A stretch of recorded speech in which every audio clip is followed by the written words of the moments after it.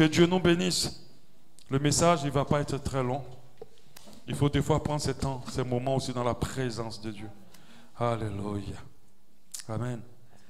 Donc aujourd'hui, s'il plaît à Dieu, nous terminerons. Je pense qu'on va terminer, même si on ne termine pas, au moins on aura toutes les bases. Alléluia. On était en train de parler du revêtement spirituel. Et on a parlé de l'importance du revêtement. Et on a compris que le vêtement dans le spirituel, c'est les œuvres que nous faisons. Nous nous habillons par nos œuvres. Alléluia. Si nous voulons être bien habillés dans le spirituel, allons faisons, ayons des bonnes œuvres. Alors nous serons bien habillés. On a compris que l'habit spirituel est un habit notre habit le plus important. Il nous permet d'avoir des victoires dans le spirituel. Il nous permet de remporter des victoires dans le spirituel. Alléluia. Quand une personne nous attaque, comme la Bible nous le dit, le combat que nous menons, ce n'est pas un combat physique, c'est un combat spirituel. Donc ça veut dire que là où nous remportons la victoire, ce n'est pas dans le physique. Le physique ne fait que être la conséquence de ce qui est arrivé dans le spirituel. Alléluia. Amen. Le physique n'est que la conséquence de ce qui arrive dans le spirituel. Alléluia. Et comme nous le savons et que nous savons que nous sommes dans un combat, comme la Bible dit, j'ai combattu le bon combat, l'apôtre Paul le dit. Quand il dit j'ai combattu le bon combat, il n'est pas en train de dire qu'il allait, comme David était devant Goliath. Ah, ça c'était des combats physiques, mais il parlait plutôt d'un combat spirituel. Alléluia. Il est important pour nous de nous revêtir de l'armure de Dieu. On a parlé du fait d'être revêtu des armes de Dieu. On a parlé aussi d'un vêtement très important qui nous permet d'avoir le revêtement de la puissance. C'est revêtir Jésus-Christ. Et nous avons compris que Jésus-Christ se revêt au travers des œuvres que lui-même il faisait. Alléluia. Aujourd'hui, nous sommes en train de parler des vêtements d'opprobre à retirer. Un vêtement d'opprobre, c'est un vêtement, quand tu l'as encore, peu importe où tu vas, tu as comme l'impression qu'il y a une malédiction qui te suit et qui ne te laisse pas. Peu importe où tu vas, tu as comme l'impression que quelque chose ne t'abandonne pas. Et ce vêtement-là, en fait, il est sur toi spirituellement. Ce qui s'attache à toi spirituellement t'accompagne partout où tu vas. Alléluia. Si c'est un vêtement physique, par exemple, qui te gratte, tu peux l'enlever pour dire ça me gratte, tu changes. Mais dans le spirituel, tu ne peux pas, tant que tu n'as pas posé les actes pour enlever le vêtement d'opprobre. Quand on parle d'opprobre, on parle de malédiction. On parle de mauvaise odeur spirituelle. Alléluia. Et lorsqu'un vêtement d'opprobre s'attache à la vie de quelqu'un, il y a des cycles qui se créent. Il y a des cycles. Il y a des gens qui sont très conscients ici, qu'ils ont des cycles dans leur vie. Des cycles de tomber dans le péché, des cycles de malédiction, des cycles de destruction, des cycles d'échec. Et ça revient à chaque fois dans leur vie, ça revient. Et ça, c'est le vêtement d'opprobre. Alléluia. Mais j'aimerais te dire que Jésus est mort à la croix de Golgotha pour briser tout cycle dans ta vie. Amen. Pour briser tout cycle. Donc, il est plus qu'indispensable ou important pour toi de retirer le vêtement d'opprobre. Afin que toute forme de cycle dans ta vie soit brisée. Et que tu sois libéré maintenant et à jamais. Alléluia. Amen. Et on est en train de parler d'un vêtement à retirer d'opprobre. Le premier vêtement d'opprobre qu'on voit, c'est le vêtement de deuil. De deuil. Les gens pensent qu'un vêtement de deuil, c'est un habit noir qu'on porte physiquement. Non. Dans le spirituel, il y a des gens qui ont des vêtements de deuil. C'est-à-dire, partout où ils vont, tout meurt. Rien ne marche. Rien n'arrive à aller loin. Tout meurt. Ils essaient, ça meurt. Ils te font même, ils vivent dans la mort. Quand en Christ, ça dit, ils sont dans les échecs. Ils ne peuvent pas aller ailleurs. Parce que tout ce qui commence n'aboutit pas à ce qu'ils espéraient quand ça commençait. Et ce vêtement de deuil est sur la vie de beaucoup de personnes. Alléluia. Elle permet à ce que les échecs se cumulent. Elle permet à ce que la mort touche tout ce que la personne entreprend. Alléluia. Alléluia. Elle permet à ce que lorsque les gens se marient, les foyers sont bousculés. C'est-à-dire que tout se tire vers la mort de la relation. Tout ce que la personne essaie, il a comme l'impression qu'il y a quelque chose qui cherche à tuer ça. Ils ont un enfant. L'enfant a tellement de difficultés, comme si tous les projets sont tirés vers la mort. Alléluia. C'est un vêtement sale. C'est un vêtement qui n'est pas propre. C'est en cela que vous voyez des mystiques. Regardez quelqu'un pour dire, toi là, il y a quelque chose dans ta vie. Si tu ne viens pas faire quelque chose, tu vas mourir. Ils disent vrai. Mais ce qu'ils vont faire pour te sortir de là, ce n'est pas la solution. Ils vont te rajouter encore d'autres esprits de mort. Amen. Ceux qui ont été guéris par des féticheurs et qui disent ils m'ont sauvé. Non, ils ne vous ont pas sauvé. Ils ont seulement complété quelque chose. Vous serez vivant, mais tout va mourir dans votre vie. Rien ne va arriver. Il faudra que Christ, par l'intermédiaire de quelqu'un directement, vienne vous sortir de la mort. Sinon vous serez vivant, mais tout mourra. Vivant avec des souffrances. Le diable n'a aucune solution pour sortir quiconque de la mort. Parce qu'il n'a pas de vie en lui. La seule vie, c'est Jésus-Christ de Nazareth. Donc quand les gens ont des vêtements de mort, de deuil, tout devient difficile. Tout devient compliqué. Ce vêtement-là attire même les mauvais esprits. Quand tu arrives quelque part, ou quand tu bouges quelque part, c'est toujours toi qui as des attaques. C'est un vêtement d'opprobre. Alléluia. Quand on porte cela, on est confronté constamment à des morts de nos projets et à des deuils. Des fois même ce sont des morts physiques. Les gens meurent constamment autour de nous. Les gens meurent lorsqu'on entame des relations avec eux. Et il y a beaucoup de difficultés. On appelle ça des vêtements de mort. Et qu'est-ce qui crée ces vêtements de deuil? Principalement, c'est notre état d'esprit. Parce que l'Africain est tellement superstitieux qu'il pense que pour le sortir d'une situation, il faut le laver avec quelque chose. Il faut le faire boire quelque chose. Il faut lui donner une petite formule qui va répéter 10 fois, 1000 fois pour qu'il sorte de là. Mais les choses de Dieu sont accessibles à tout le monde. Parce que si je dois aller payer une bouteille d'huile à 5000 et le pauvre dont lui ne peut pas être délivré. Amen. Et celui qui n'a même pas 5000 pour manger, il ne peut pas être délivré. Si je dois aller chez un homme de Dieu, donner comme une dame qui m'a dit, l'homme de Dieu a demandé 500 000 et puis un de ses habits. Donc, moi qui n'ai pas 500 000, comment je fais? Je reste dans mes problèmes. Non. La délivrance de Dieu est accessible à tout le monde. Elle ne demande pas 5 francs ni des millions pour qui. Ce que Dieu demande pour nous sortir de toutes les situations des ténèbres, c'est un sacrifice personnel. Et pas un sacrifice d'objet, ou d'eau, ou d'huile. Alléluia. Ce qui fait que beaucoup sont encore avec ce vêtement de propre, de deuil, c'est leur état d'esprit. Le vêtement de deuil est créé par un état d'anxiété, de tristesse chronique, d'abattement. À chaque fois que le diable te crée des problèmes, il te fait passer par des difficultés, par des injustices, par des complications. Il est en train de tisser le vêtement de deuil dans ta vie. Toi, tu te dis oui. Ouais, c'est la vie qui m'a rendu dur. C'est la vie ne t'a pas rendu dur en réalité. La vie t'a donné un mauvais vêtement. Quand tu restes dans cet état, dans la base de la conséquence, des conséquences de tout ce que tu as vécu, quand tu les gardes en toi, tu as gardé un esprit de mort. Tu as gardé un vêtement de deuil. Les gens qui ne sont pas heureux ne prospèrent en rien. Les gens qui sont toujours en colère, fâchés, fermés, en sombre, tristes, pleurant toujours, leur vie ne prospère pas. Ça ne va nulle part. Un vêtement de deuil s'attache à eux. Le diable ne te crée pas des problèmes pour te créer des problèmes. Il te crée des problèmes pour créer un deuil dans ta vie. Un esprit d'opprobre dans ta vie. Tu arrives quelque part, tu n'as même rien fait à personne. Au contraire, mais tu as été gentil avec les gens. Mais ils te font du mal. Et encore on te blesse. Il y a certains, le vêtement de deuil ne fait que se renforcer. Et malheureusement, on enterre des gens sans qu'ils aient pu voir ce que Dieu voulait faire avec eux. Pendant que Dieu a mis des grandes grâces sur eux. Alléluia. Quand je vais finir de prêcher cela là, on va laisser tous les vêtements de deuil dans cette église qu'on va brûler. Alléluia. Et ta vie va commencer à illuminer à nouveau. Parce que tu vas comprendre que ton cœur là, tu ne dois plus laisser quoi que ce soit de sombre rentrer dans ton cœur.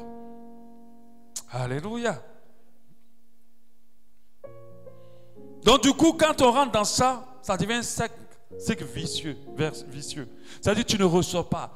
On t'a tellement blessé. Toi aussi tu es blessé. Et on continue à te blesser. Et tu restes dedans. Tu ne sors pas.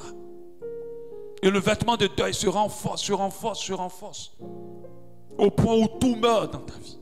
Des fois tu restes dans des situations qui sont complètement mortes. Je vais parler des fois de certains mariages. Il n'y a plus de vie dans le mariage là. Mais tu es dedans. Il n'y a plus de vie dans la relation. Tu es dedans.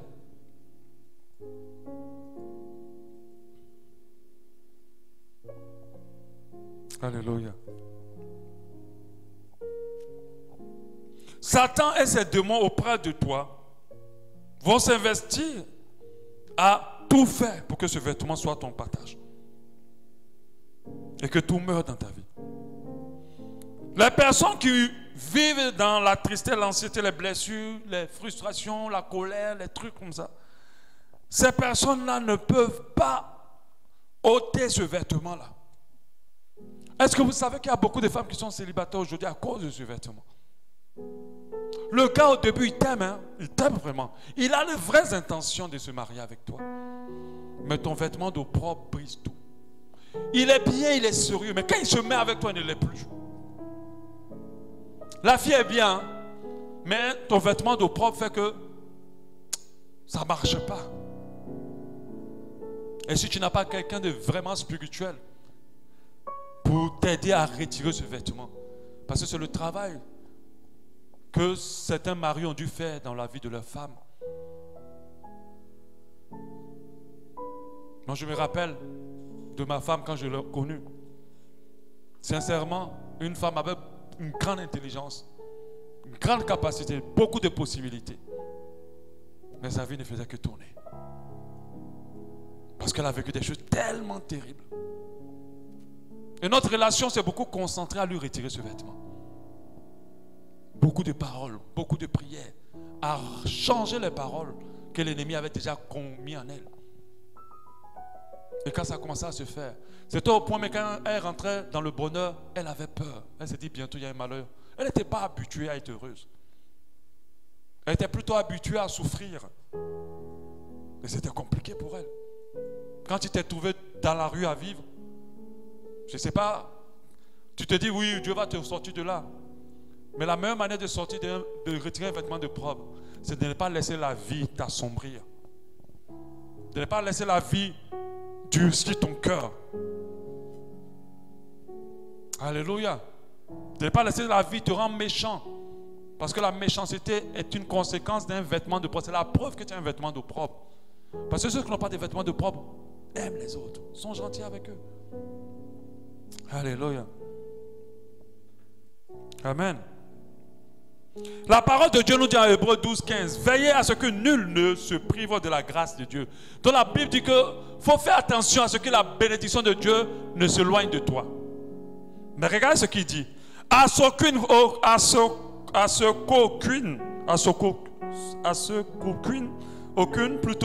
racine d'amertume pousse des rejetons, le produit du trouble, et que plusieurs n'en soient infectés. Donc la Bible dit que l'amertume en toi éloigne la grâce de Dieu. La Bible dit que les problèmes, ton cœur blessé, éloigne la grâce de Dieu, crée dans ta vie la mort. D'autres se sont habitués. D'autres aiment à chaque fois ressortir tout ce qu'ils ont vécu.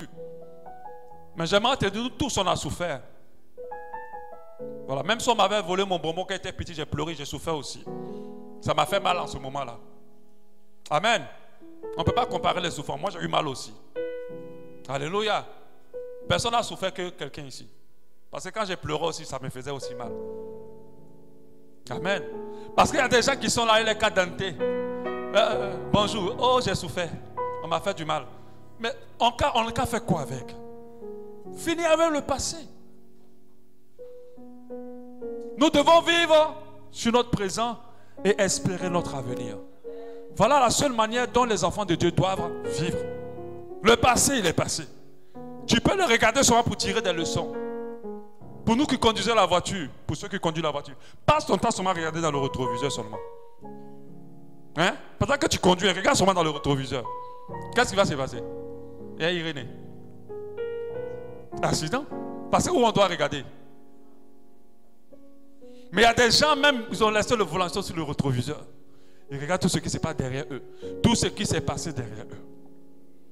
Et c'est là qu'il y a l'opprobre qui s'attache à eux. Tu arrives quelque part. Au lieu que la grâce de Dieu soit avec toi, tu as comme l'impression qu'il y a quelque chose qui veut tuer le peu de choses que tu veux faire. C'est l'opprobre. Dis à quelqu'un, à ton voisin, il faut arrêter avec ton passé. Il ne faut plus te rappeler de tout ce qu'on t'a fait de mal. Je sais que tu veux me dire ça. Hein. Faut lui dire. Je sais que tu veux me parler. Hein. Dis-lui que je m'en fous. Il dit, il faut lui dire, je m'en fous. Dis-lui ce qui est important. C'est maintenant. Et demain. Alléluia. Amen. Ça, il faut mettre ça dans ton esprit. Une chose que je déteste dans ma vie, c'est de me rappeler des choses que j'ai vécues, qui m'ont fatigué. Ou qu'on me le rappelle. J'aime pas ça. Parce que je sais que le rôle que ça va avoir dans ma vie, ce n'est rien d'intéressant. Alléluia. La Bible nous dit en Luc 8, 14, ce que, par rapport aux graines, ce qui tombe parmi les épines, ce sont ceux qui, ayant entendu la parole, s'en vont et laissent étouffer par les soucis, la laissent étouffer par les soucis, les richesses, les plaisirs de la vie, et ils ne portent point de fruits qui viennent en maturité. Alléluia.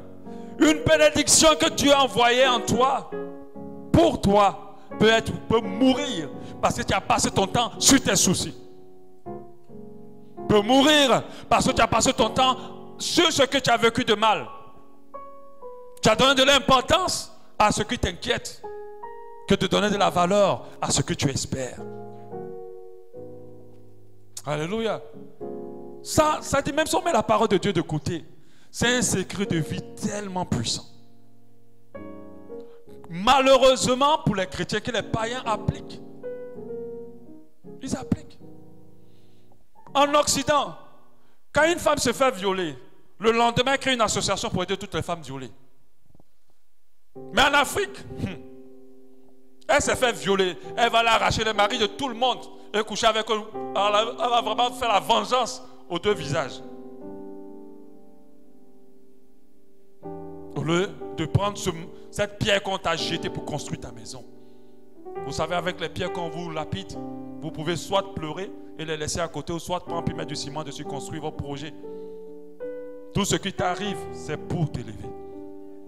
C'est pour ton bien. Je sais qu'il y a des choses que tu as vécues et que jusqu'à aujourd'hui tu as du mal à pardonner. Mais que Dieu te donne la force de pardonner.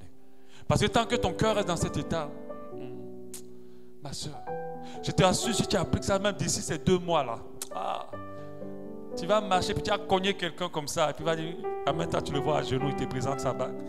Veux-tu me marier? Amen. Et quand tu fais les choses de Dieu, là, sa bénédiction te poursuit. Elle te cherche. Elle te localise et elle tombe sur toi. Quand tu fais les choses. 2 fois quand les choses sont dures dans ta vie, là, c'est parce que tu es en train de faire ce que tu penses être juste. La bénédiction de Dieu est accessible à tout le monde. Elle n'est pas résumée seulement à des milliards, des millions. Elle est résumée à la joie et à la paix du cœur. À l'épanouissement profond, à la joie de vivre. Nous devons jouir de notre vie. C'est un commandement de la part du Seigneur. Alléluia.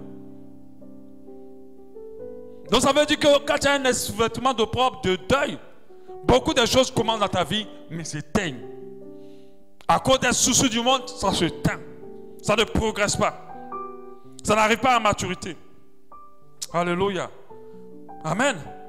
Beaucoup de foyers sont détruits à cause des soucis. Parce que quand tu vas te coucher sur ton lit, c'est de penser à tout ce qu'il t'a fait de mal ou tout ce qu'elle t'a fait de mal. Mais j'aimerais te dire, je ne sais pas si on t'a dit au mariage, hein, jusqu'à ce que la mort vous sépare, voulez-vous prendre tel monsieur ou telle dame pour le meilleur et pour le pire? À toi de décider sur lequel tu te concentres. Alléluia. Amen. Mais quand tu restes dans les soucis, tu vas créer ce vêtement de pauvre. Comment retirer ce vêtement de pauvre? Je l'ai déjà parlé. Le seul remède contre les vêtements de pauvre, c'est la joie. C'est de décider d'être joyeux malgré tout ce qui se passe.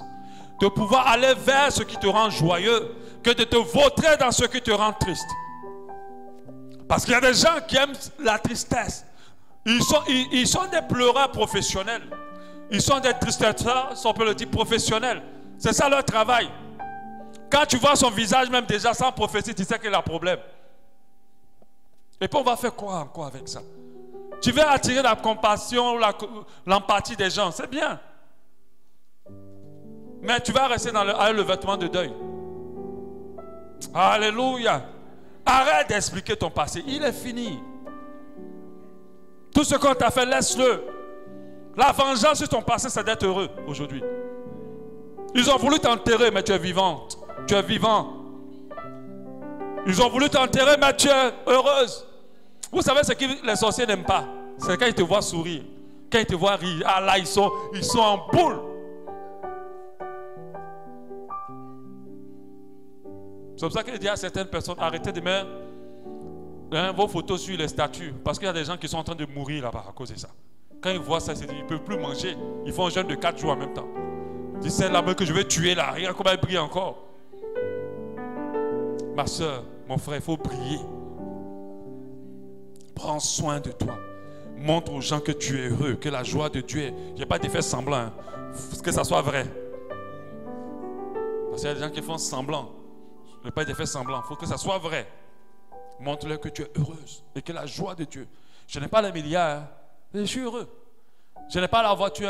Peut-être même que je n'ai pas mangé aujourd'hui, mais je suis heureux. Alléluia. C'est la joie pour retirer. La parole de Dieu dit 1 Thessaloniciens 5,16.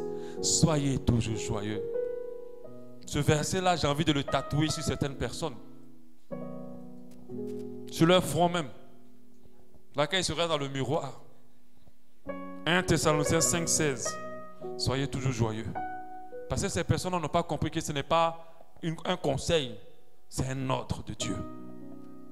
Tu dois être toujours joyeuse. Les enfants de Dieu, la douche, c'est leur salle de concert. Qui fait de sa douche sa salle de concert? Amen. On chante seulement, on chante. On a même les choristes même dans la douche, on chante.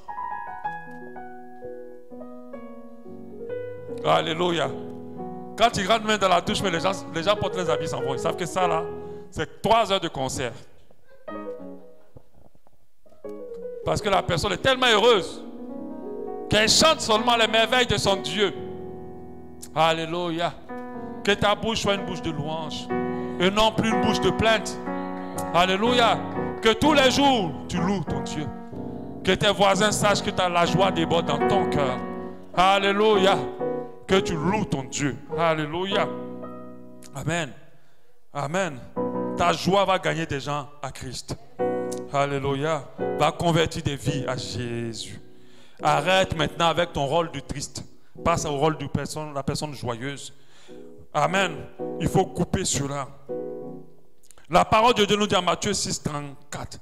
Ne vous inquiétez donc pas du lendemain, car le lendemain aura soin de lui-même. À chaque jour suffit sa peine.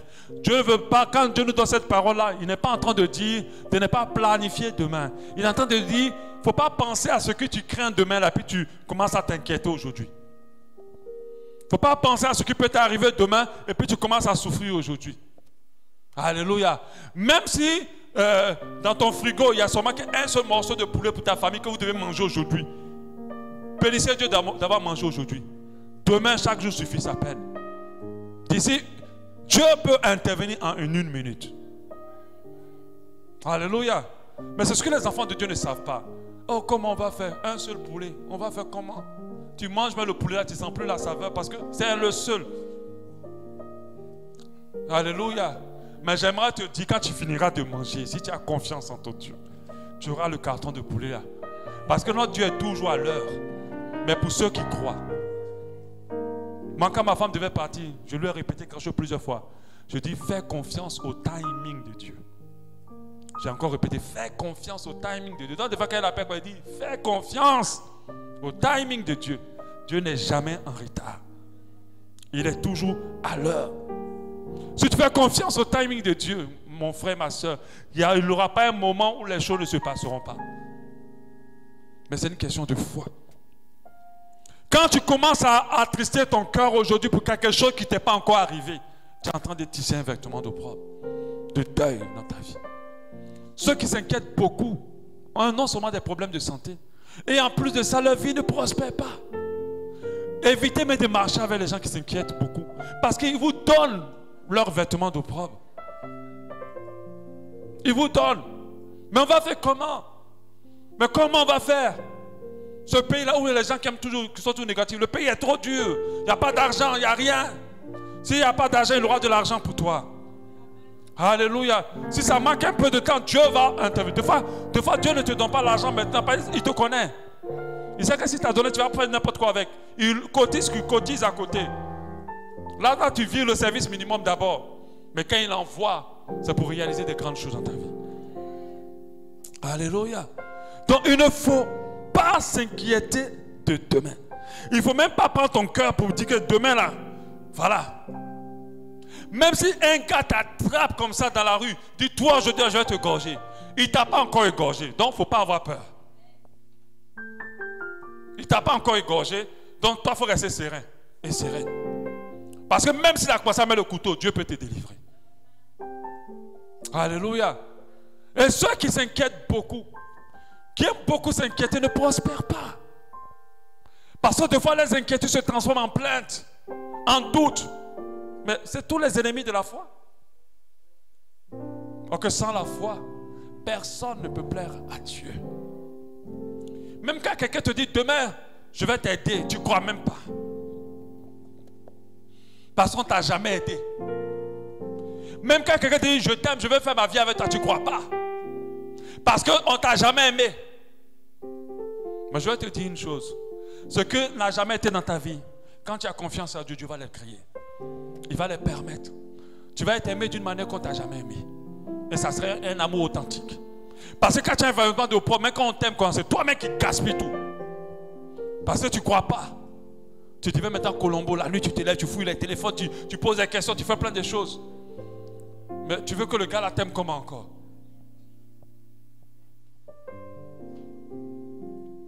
Beaucoup renversent la grâce de Dieu de leurs propres mains. Parce qu'ils ne sont jamais sûrs de leur visage ressemble à inquiétude. Quand on le regarde, on voit la définition de l'inquiétude. Et l'inquiétude rend vilain. Amen. Le mot make-up de Dieu, c'est la joie. C'est la joie. Quand tu es joyeux, tu es make-upé même à un niveau extraordinaire. Mais un make-up spirituel, les gens te voient, ils ont envie de te connaître, ils ont envie de parler avec toi, ils ont envie de marcher avec toi, ils ont envie de, voilà, ils ont envie de t'écrire, ils ont envie de prier pour toi. Mais ceux qui sont sombres, on les fuit. On les fuit, on les fuit. Parce que quand ils viennent là, ils te chargent de leurs problèmes. Alléluia. Tu ne peux rien changer aux situations que tu vis. Mais tu peux définir l'impact qu'elles ont sur toi. Tu as le droit de dire que ça peut me troubler ou pas. Si je décide que ça ne me trouble pas, alors ça ne me troublera pas. Celui qui change la situation, c'est Dieu. Il fera pour toi. Alléluia. Amen. Si ton mariage tarde, ne sois pas triste aujourd'hui. Ça viendra. Réjouis-toi et prends plaisir à ton célibat. Pour nous qui sommes mariés, des fois, on envie le célibat. Alléluia. L'homme là, l'homme n'est jamais satisfait. Quand il veut, on lui donne, après il ne veut plus. Donc, ma soeur, réjouis-toi de ton célibat. Tu peux partir où tu veux, personne ne va te dire où tu es parti. Tu peux porter ce que tu veux, personne ne va te dire qu'il faut enlever. Amen. Profite, chaque chose est bonne. Chaque secteur. Mais c'est nos sociétés qui nous rendent tristes. Parce qu'ils nous conditionnent dans des choses qui font que lorsqu'on n'est pas dedans, on n'a pas l'impression qu'on est heureux. Il y a d'autres, mais quand elles sont heureuses, quand tu vas en famille, la maman te regarde quoi. Toi là, tu es heureuse. Hein? Ouais, toute ta famille, toutes tes soeurs sont mariées. Toi, tu es encore sérieux. Où est le problème? Tu es heureux? Où est ton problème? Donc, on casse ta joie. Alléluia. Ma soeur, mon frère, ne te conforme pas au siècle présent. Nous le dit la parole de Dieu. Nous devons nous conformer à l'Esprit de Dieu, à sa parole. À cause de se conformer au ciel présent, d'autres sont allés s'embarquer dans des choses où Dieu n'est pas. Alléluia. Parce qu'ils estiment que c'est la joie. Tu penses que le mariage c'est la joie? Rentre dans le mariage, tu vas voir. Quand tu vas rentrer dedans, il faut venir me parler. Il y a la joie dedans, hein, mais il y a un autre level de combat. Alléluia. Vous pensez que l'argent c'est la joie? Oui, l'argent apporte beaucoup de joie. Je vous assure. Hein. Là, si on t'a donné au moins tout à l'heure 30 millions, quand on va louer, là, je ne sais pas si tu vas louer sur tes pieds ou sur ta tête. Amen. En tout cas, tu vas louer. Alléluia.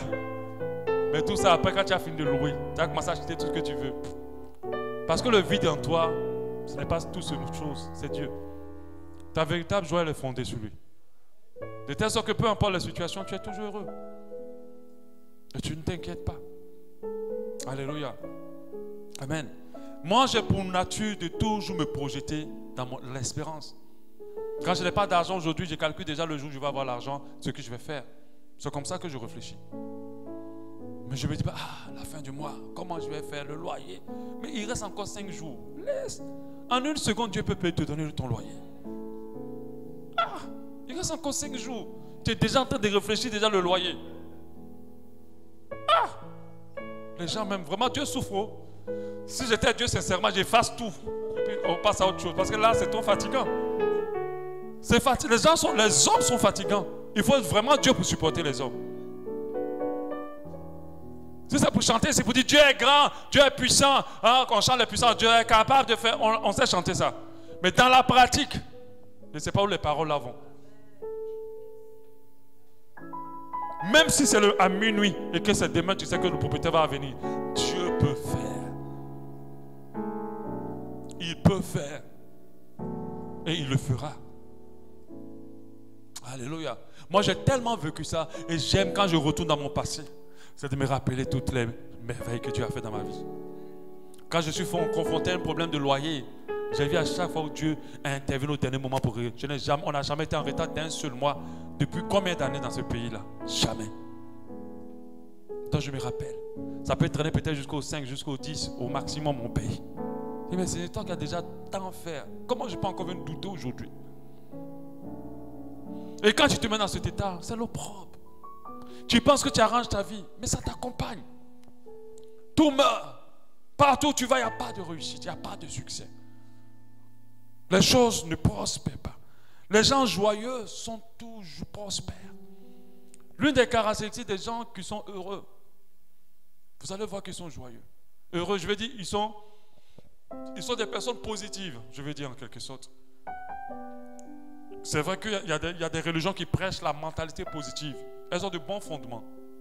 C'est biblique. Le fait d'être une mentalité positive.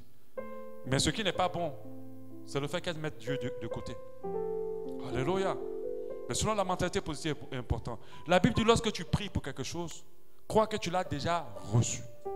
Et tu le verras s'accomplir. Donc ça dit pense positivement. Pense toujours à ce que tu espères. Tu peux espérer que de craindre. Tu peux te donner cette habitude d'espérer que de craindre. Parce que l'espérance a pour fondement la foi. Et notre Dieu est le consommateur de la foi. C'est la foi qui fait tourner la puissance de Dieu dans nos vies. Alléluia. Donc tu dois couper cela, ce vêtement de deuil, en sortant des inquiétudes, de l'anxiété, des problèmes. En pensant plus à ton futur que de craindre tes soucis. Job a dit en Job 3, 25, ce que je crains, c'est ce qui m'arrive, ce que je redoute, c'est ce qui m'atteint. Si je crains qu'elle me quitte, si je crains qu'il me quitte, si je crains que je ne puisse pas payer le loyer, si je crains que la situation ne se résolve pas, si je crains que je peux mourir, si je crains, alors je suis dedans. Je ne sors pas. Peu importe ce que je fais, je suis dedans. Alléluia. Mais si j'espère que je vais vivre, si j'espère que notre couple sera solide et que nous vivrons longtemps, si j'espère que j'aurai de l'argent, que j'espère que j'aurai un travail, si j'espère que j'aurai la victoire sur ce péché, alors je sortirai de là. Amen. Donc il faut qu'on change. Ce que j'espère, en réalité, c'est ce qui m'arrive. Et ce dont je n'ai pas peur, c'est ce qui m'attend. En réalité, c'est ce qui charge tes pensées qui te font. Un psychologue, un philosophe a pu dire, je pense dont je suis. Ils disent, parce que je pense, c'est ce que je suis. Si tu charges tes pensées de quelque chose que tu crains, c'est cette chose qui habitera en toi. C'est cette chose qui arrivera dans ta vie. Mais si tu charges tes pensées de quelque chose que tu espères, alors c'est cette chose qui viendra à toi. Tout est une question de comment tu penses. Alléluia. Donc j'aimerais dire à quelqu'un, je vois déjà tous les vêtements de deuil déchirés. Alléluia. Donc avant de sortir de cette église, venez le mettre là à l'hôtel.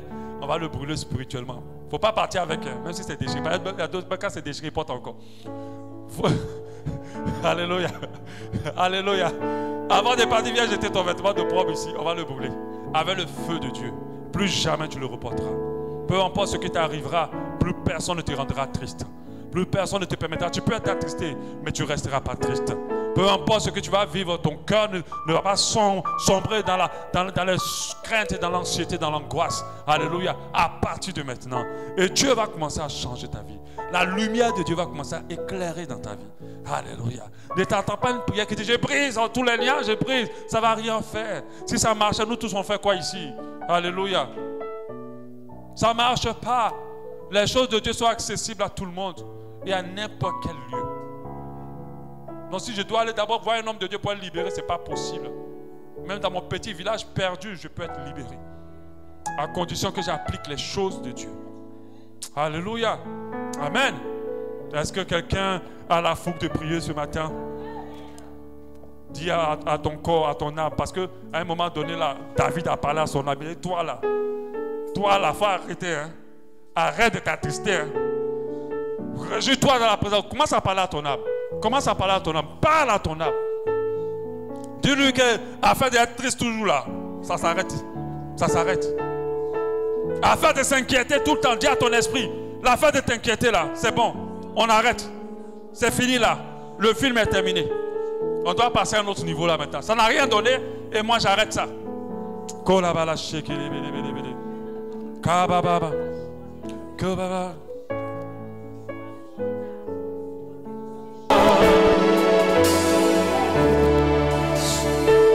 Parle à ton âme et ton esprit. Tu l'as dit, cet épisode est triste. De colère, de frustration, de blessure, d'amertume, c'est fini. C'est fini. Mon âme, c'est fini. C'est fini. L'inquiétude de moi et toi, c'est fini. Je t'ordonne maintenant de te réjouir dans la maison de Dieu, dans la présence de Dieu. Oh, plus jamais nous devons fricoter avec l'inquiétude, la peur, la crainte, l'anxiété. C'est fini. C'est poison pour toi. C'est une chose qui obscurcit ma vie. La colère. Tu pars de loin de moi. Loin de moi. Je vais prier pour certaines personnes ce matin. Dieu me parle de certaines personnes. Ils savent vraiment, ou elles savent qu'elles ne peuvent pas laisser leur âme tout le temps tirer dans la tristesse, dans la frustration, dans la colère, dans l'angoisse. Mais elles sont tellement fragiles, sensibles émotionnellement. Et Dieu veut que je prie pour toi ce matin. Si c'est le cas, lève-toi. Ce n'est pas facile pour toi d'aller à contre-courant de la tristesse, d'aller à contre-courant de la crainte, de la peur, de l'inquiétude. C'est que tu es de nature inquiète ou inquiet. Lève-toi et tiens les mains vers le ciel. Je vais prier pour toi.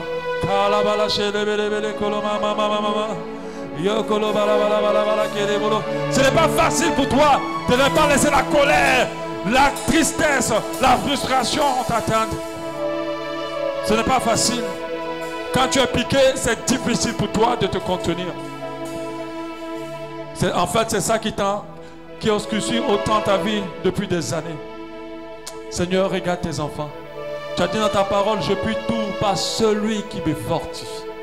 Et j'aimerais prier pour eux, Père. Je sais que ce que tu leur demandes ce matin n'est pas évident. C'est pas évident, c'est pas évident. Ils savent qu'ils ne peuvent plus faire comme ça. Ils veulent, Seigneur, dans leur cœur, ils ont la résolution d'arrêter de s'inquiéter, de s'attrister, de se mettre en colère, de laisser l'amertume, la tristesse, l'anxiété prendre la place. Ils veulent ça, ils ont décidé ça. Mais ils n'ont pas cette force. Et j'aimerais te demander, Père, ce matin, que ta force visite tes enfants au nom de Jésus ce matin. Que la force de résister à tous ces poisons de l'âme, Seigneur, soit leur partage. afin que le vêtement de deuil que tu as déchiré ce matin et retiré ne revienne plus jamais dans leur vie. Je le déclare maintenant. Je le déclare à l'instant. Je le déclare maintenant. Tu leur permets en toutes choses d'être joyeux, d'être heureux, d'être joyeux, d'être heureux. Dans le nom de Jésus. Amen.